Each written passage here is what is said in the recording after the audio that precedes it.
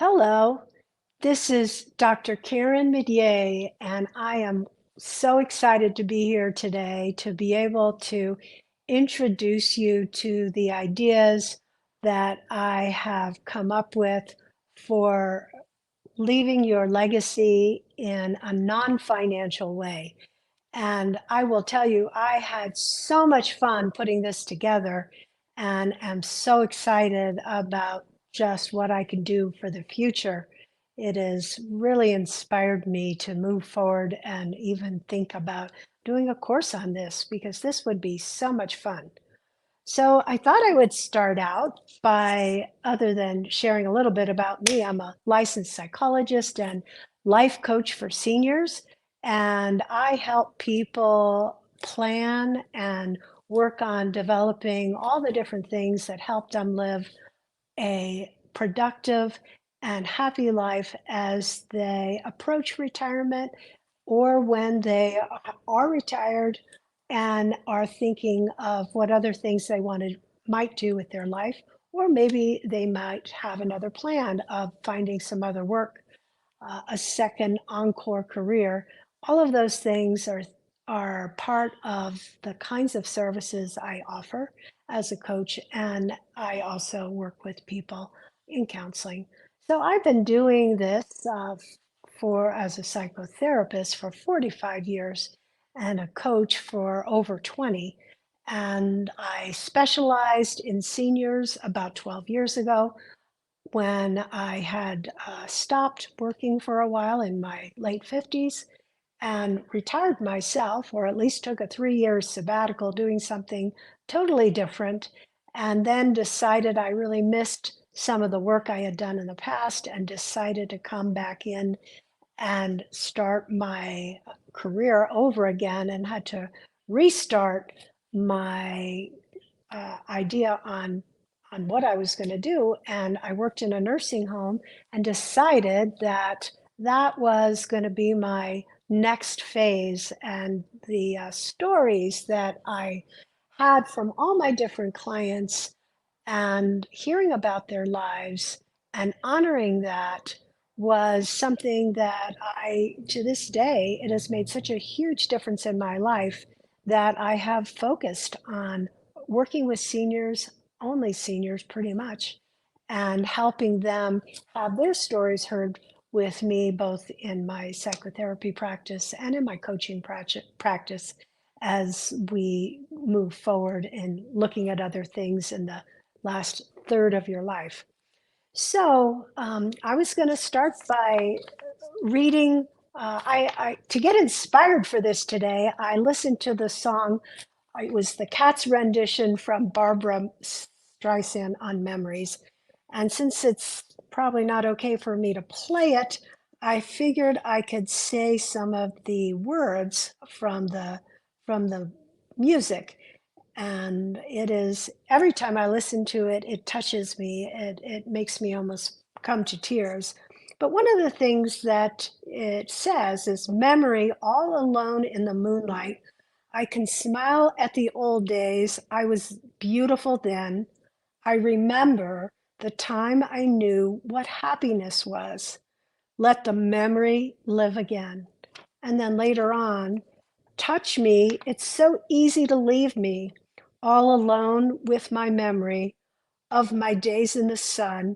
If you touch me, you'll understand what happiness is, and the memories will begin.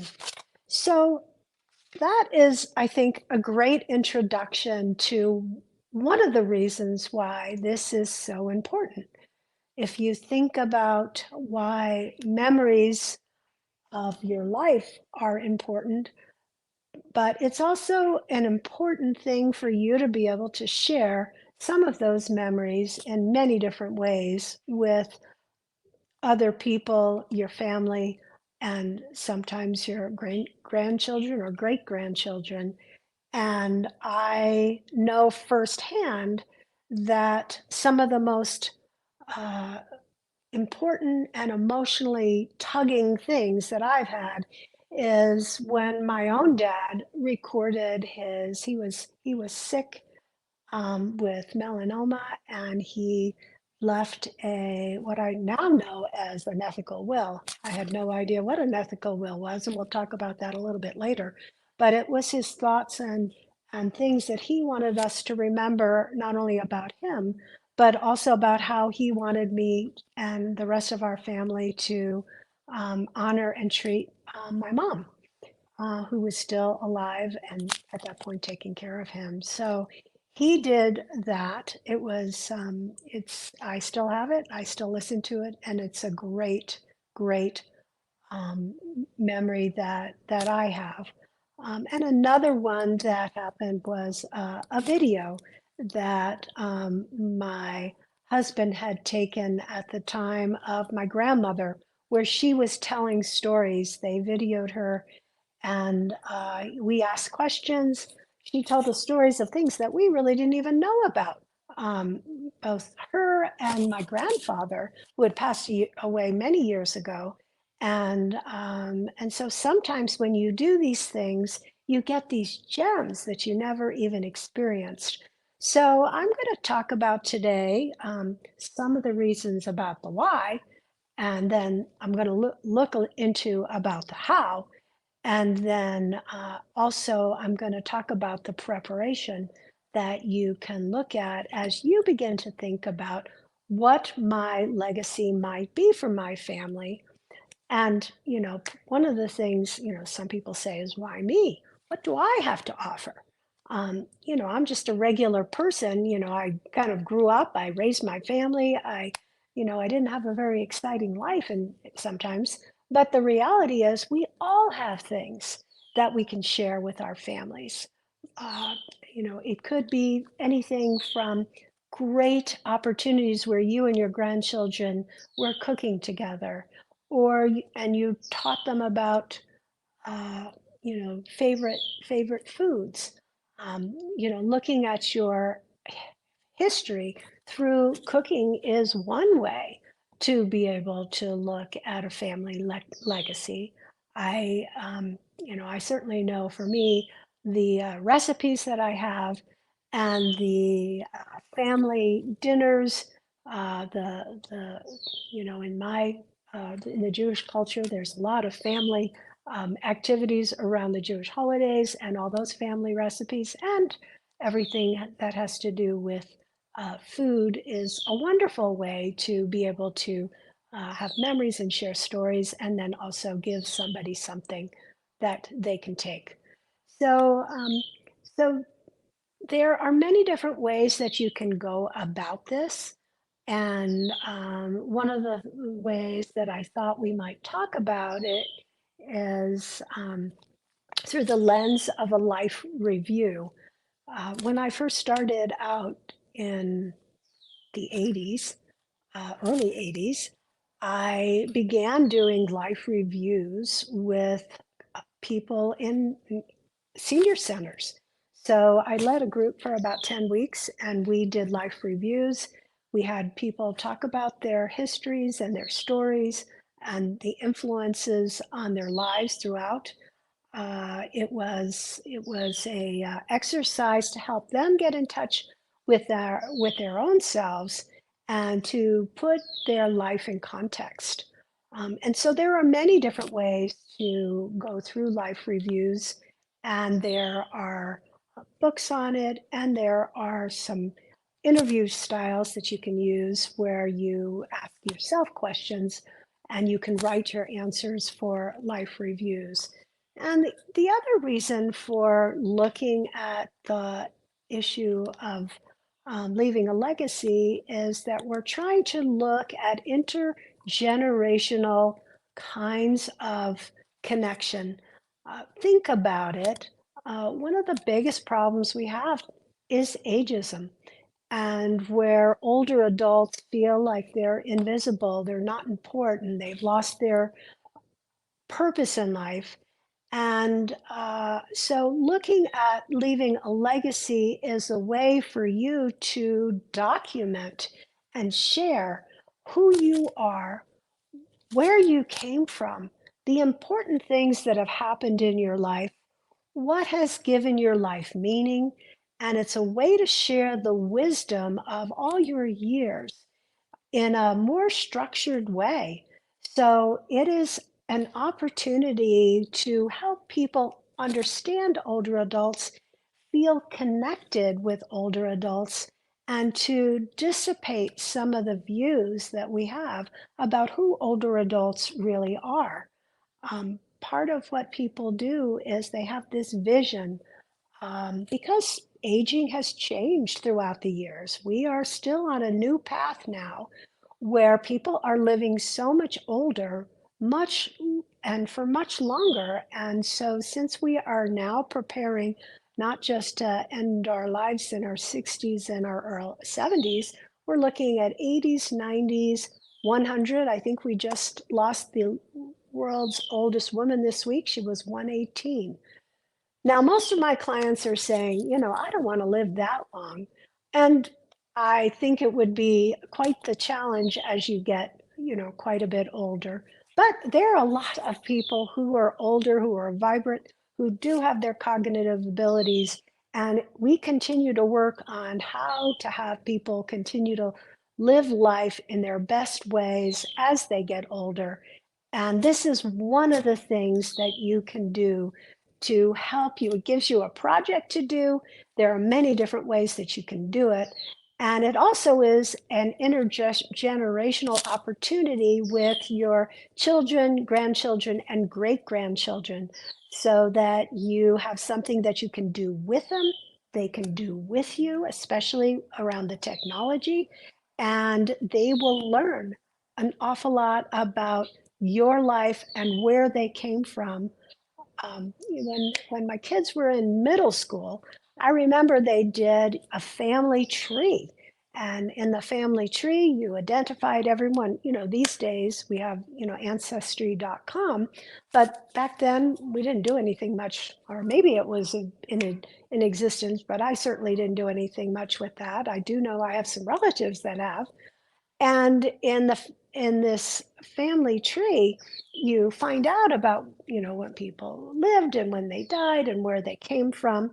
And it is always enlightening because sometimes kids really don't know. For the longest time, my kids knew that, at least they thought they knew that we were from Italy, because I loved cooking everything Italian, and I went to Italy, and so they just figured that was my background, and then they found out that no, that wasn't true at all. I mean, I just loved everything Italian, but my background was Romanian, Hungarian, and Russian, and so it was through that process that they learned about their own heritage. So we have a lot of different steps that we can use. So we talked about life review as being one. Um, and so that helps you identify some important life events and how you felt about them. You can write an autobiography or a memoir. I mean, that's another way that you can do it. And there are certainly books and prompts that can help you to do something like that. And so there are ways to be able to document your family history with stories so that they don't get lost. And also to look at the wisdom and values that you would like to share and end up letting your children and grandchildren know what really is important. So, I want to encourage you to think of this as an ongoing project and something that you can do that will be that you can share not only with your family, but that you can continue to work as a project for yourself. And depending on what kinds of pictures you might have, or whether or not you like to uh, do your own recording these days between having uh, phones that will do audio recordings or where you can do video recordings. It's easier to do than back in the day. The stuff I have, a lot of it is on reel to reel, and some of that old um, the movies that we took back then, as well as camcorders. And there are places where you can actually bring all those, uh, I guess it would be your data, we could call it data, all your pictures and your video and everything else, and put it in a form that is more communicable to other people. So it could be on a CD or it could be on a thumb drive. And so there are some beautiful things that are out there that you can use. And I know here in Fort Collins, we have a place called leavealegacy.com, and they just physically take all your stuff and then they put it in formats. So that is one way. You can make it go in a more, uh, you know, if you want to spend a certain amount of money. I worked with a gentleman on Friday, and he told me about the producing that he does, where he interviews people and he has a number of different plans for people where they actually tell their stories. He interviews them, and then he makes a whole production depending on what kind of project you want to have, whether or not it's a simple project or a one that involves a lot more expense and time. So his is called Liminal Legacy Media.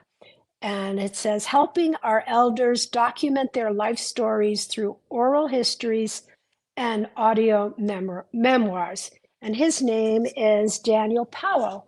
And he was wonderful when he was showing me all of that. And that just gives you an idea. Sometimes you don't have to do it all yourself. You can hire people to be able to do pieces of it, or even the whole thing if that's something that you wanted to do.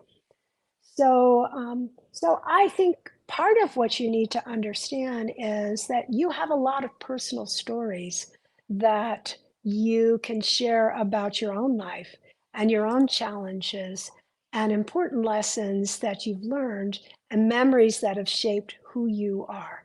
And so those are things that you can utilize all these different mediums as a way to be able to do that. Pictures are a great way to do it. I mean, part of the problem is sometimes you have those really older pictures and you don't even know who's in them. But you might have some older relatives who knew about that. And so having some way of even having an audio documentary with a picture would help maintain your family history so that you can find out and people can be remembered, not just you. You're also passing and sharing along your cultural heritage. It can be that it would be the it could be religious, so it could be a spiritual kind of heritage that you want to pass along, and that would be one way of doing it. You can teach practical skills, and that's another way to have a family legacy. I talked a little bit about cooking before, and but if you have a love of gardening or woodworking or sewing and other things that you've done over the years, those are other kinds of activities that you can teach some of your kids or grandchildren or great grandchildren who maybe, you know, so they don't have to just have devices that they're dealing with. They actually can interact with you with other things and learn some skills that can serve them later on in life. Uh, one of the things that I've been tossing with, so I just bought this week. Life. Choose your own path. Take a spin and buckle up for the twists, turns, and adventures all along the road. And that has inspired me. I'm thinking about, okay, how can I use that? How can I use the idea of a game and to look at the roller coaster of life and how we capture the important nodes in different ways through stories, audio tapes, video, professionally and personally? How can we maybe make it into an activity that we can have fun with our children and grandchildren and great grandchildren? We can get them away from, obviously You could use some of these devices in good ways, but you don't want them just totally being on their devices and not interacting. And that is the biggest challenge as older adults is how do we interact with our children, grandchildren, and great grandchildren? What can we do so we can relate and we can work on nurturing these special relationships, and so they see us more as people, as individuals with value and importance that is elevated with wisdom as we grow older. We don't want to lose our importance in the place of people's lives, and this is an important way that we can work on making something beautiful happen with family that can not only be fun, but it can be a history and a historical way of preserving memory. So, think about it. We're teaching about relationships. We're trying to heal relationships. Part of the important things that I do with families is to try to get them to heal some of the wounds that might have happened. I mean, so that people can go through life with more uh, forgiveness and letting go of things that really aren't important. You can teach your children and grandchildren and great grandchildren about self-care, healthy habits and exercise and healthy eating, and showing them ways to reduce their stress management. And you can lead by example. Show your families what it's like to live a life of integrity and kindness and compassion, and if these are values and learning, I mean, lifelong learning is one of my values. Show your family members why it's important, how it's changed your life, and how they can apply it to theirs. So the lessons for parents and grandparents can be incredibly valuable for helping younger generations counteract some of the ways that they see older adults, and promote intergenerational relationships and break down the stereotypes that we have of people of all different ages. I want you to be encouraging for elders, and and to continue to be good teachers. Just because you're older doesn't mean you can't continue to teach. You just have different things to teach them, and they have different ways to teach you. And that is, the great opportunity of taking the young and the older people and finding ways of connection so that they find older adults as being interesting, like I did when I started working in the nursing home, hearing about all the stories of people and their lives. Because, think about it. When you are older and you retire, before you were it could be a psychologist, or maybe you were an engineer, or you had some sort of, it could be just a mother, but you had some sort of identifying name that gave you purpose and it gave you meaning. And then as you get older and those things, fall away, and you're trying to introduce yourself as somebody, somebody's grandmother, on it's somebody's great grandmother, those are things that's true. But what else? Who else are you? Who else do you want to be? How else do you want to be remembered?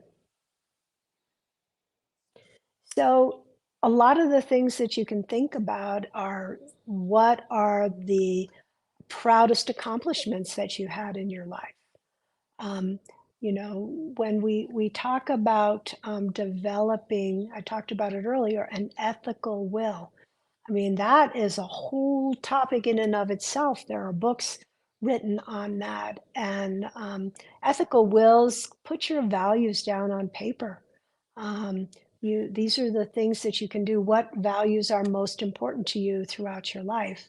What lessons have you learned that you want to pass down to your family? What do you want your family to remember about you? Um, what are your hopes and dreams for your children, grandchildren, and future generations? This one has been a huge topic with a lot of my clients these days as they continue to grapple with the world that we are in today. How do I even bring children into the world when this world is so unsettled right now? What are your proudest accomplishments in life? What are some of the challenges and obstacles that you had to overcome? And what impact did they have on you? Who are the most important people in your life, and how have they impacted you? I mean, those are important things to think about. And what are some of your most favorite memories? What did they say about who you are? And what do you want to know about your spiritual beliefs?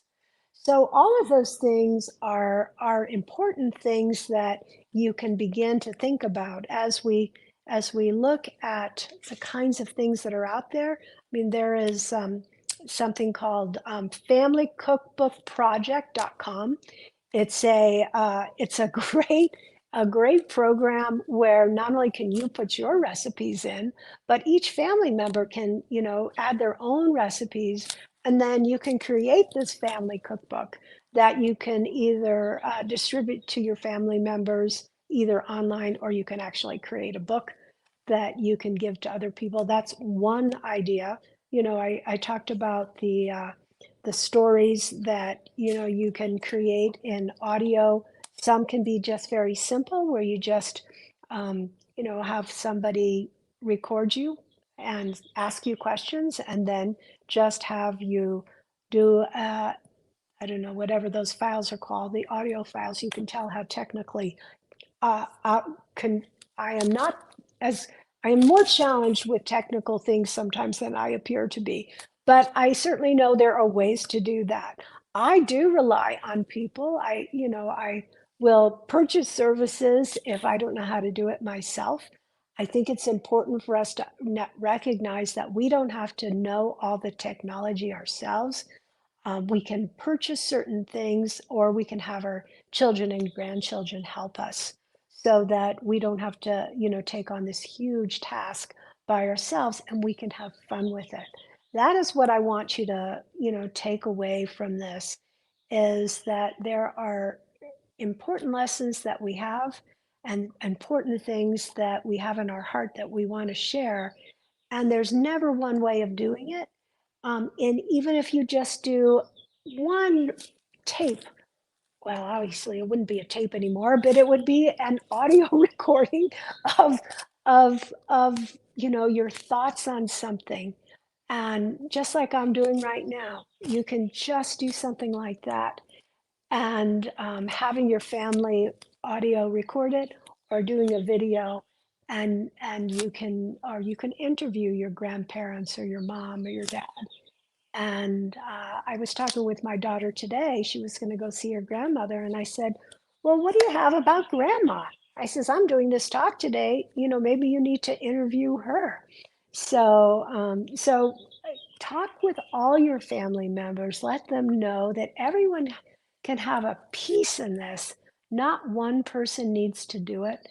And it can be something that you get together in a family reunion, and even do a family reunion storytelling opportunity. I can just see it all now. So that's that's what I have to do for today. I figured it's probably about a half an hour. And so if you would like to learn more about this, or if you would like to learn more about me, I have two parts of my practice. I have a psychotherapy practice, and I also have a practice called Coaching Aging Adults. And I work with people to help them create the life that they want for their future. and look at all the different things that are the non-financial part of getting older. There are lots of wonderful financial planners out there. That is not me. I am the one who helps people really take what they have, whether it's with a little bit of money or if they have millions. I work with everyone to be able to help them create the life that they want without regrets. I hope you've enjoyed this video. And if you would like to contact me, feel free to do so at either the website Coaching Aging Adults or drkarenmidier.com.